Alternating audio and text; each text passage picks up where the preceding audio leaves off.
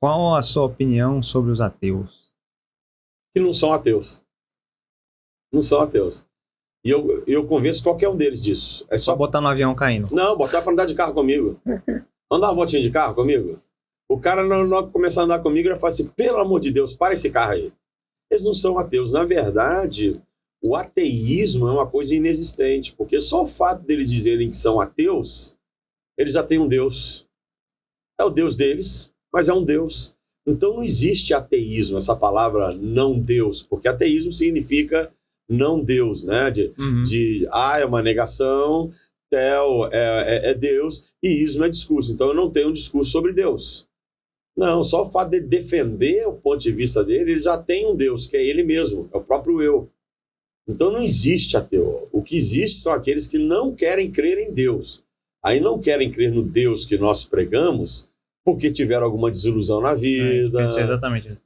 Tiveram alguma dificuldade na família, perderam alguém muito querido quando pediram para Deus salvar e Deus não curou e tudo mais. Então são pessoas que precisam ser trabalhadas no sentido de elas têm que ser resolvidas. Ou a versão da ideia de Deus que passaram para elas. Também, porque isso aí você ensina a criança no caminho, se desde cedo você começa a falar, Deus não existe, a criança vai crescer um adulto achando que Deus não existe.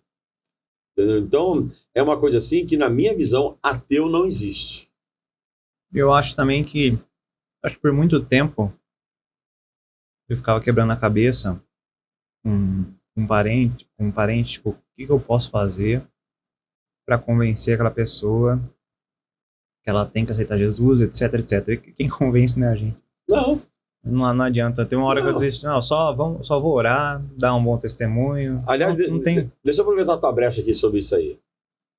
Eu era seminarista, dando aula de escola dominical para adolescentes, e uma aluna minha, na época, fez a seguinte pergunta. O nome dela era Fernanda, muito inteligente a menina. Hoje, inclusive, se eu não me engano, ela é médica.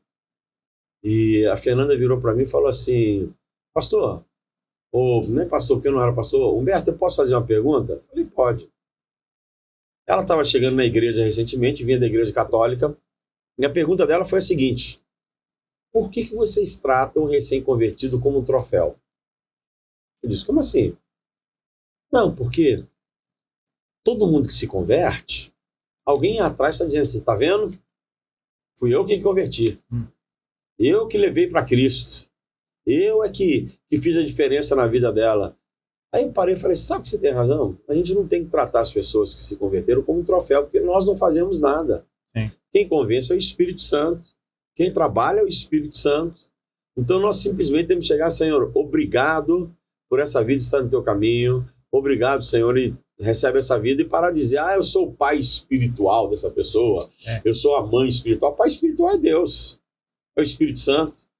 Entendeu? Então, a ele que seja toda a honra e toda a glória, porque ele é que faz a obra. Eu acho que é até uma maneira de ter um pouco de paz, né? Porque se você acha que alguma coisa que você vai fazer vai ajudar a pessoa a levar, não que não vai ajudar, né? Mas se você acha que você é 100% responsável pelo que vai levar a pessoa pro céu, pro inferno, você fica maluco. Porque você imagina... Porque às vezes a gente perde o sono de imaginar um ente querido, amado, morrendo, estando no fim da vida e não tendo aceitado Jesus ainda. Tendo a eternidade de sofrimento. Você já imaginou se eu fosse sofrer no sentido de não dormir, não conseguir viver, por cada pessoa que eu preguei o evangelho ela não aceitou a Cristo? Eu teria morrido junto. A grande verdade é que nós temos que fazer a nossa parte. A nossa parte é o Senhor mandou ir de pregar o evangelho. Mas do outro lado tem um livre-arbítrio.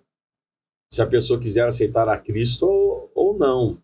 É uma liberdade que ela tem, que Deus deu o livre-arbítrio para a pessoa recuse a Deus ou não. Ou seja, nós cremos como igreja dos Nazarenos, Arminianos, Wesleyanos, que a graça de Deus ela é irresistível. Sim. Qualquer homem pode resistir à graça de Deus. Então, é uma condição que, se eu preguei, fiz a minha parte e o outro não quis, eu tenho que entender o seguinte, o que eu tinha que fazer eu fiz, a questão foi o outro, no exercício do livre-arbítrio dele que não quis. Então toca o barco e vai pregar para outro. É complicado. Ainda mais às vezes eu acho que quando é alguém muito próximo, sabe? Um pai, uma mãe, ou um irmão, uma pessoa que você ama muito, ou uma um cônjuge, filho, então nem Não, se você imaginar. se você tem um relacionamento com Deus, você vai sentir muito. Vai sentir muito. Porque a visão que a gente tem sobre a eternidade é céu e inferno. Então a gente vai sentir muito porque era alguém da família que poderia ter morrido salvo, você pregou para ele, mas a pessoa não quis. Mas isso não pode nos paralisar, você entendeu?